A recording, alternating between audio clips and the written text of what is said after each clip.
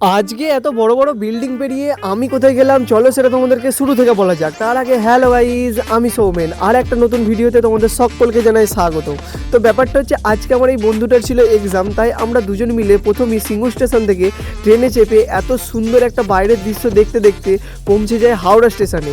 এবং হাওড়া স্টেশনের মধ্যে এত ভিড় কাটিয়ে আমরা চলে যাই হাওড়া মেট্রো সাবওয়েতে।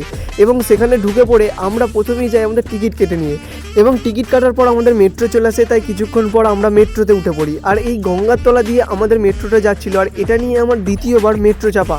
আর তারপরে এত বড় বড় বিল্ডিং ও কাছ থেকে এত ভালোভাবে কলকাতা শহরটাকে দেখতে দেখতে আমরা চলে আসি সল্টলেক সেক্টর 5 মেট্রো স্টেশনে। আর তারপরে সেখান থেকে কিছুটা হাঁটার পরে আমরা চলে আসি এই টিসিএস এর কাছে। আর এই টিসিএসে আজকে ওদের পরীক্ষা কন্ডাক্ট হচ্ছিল।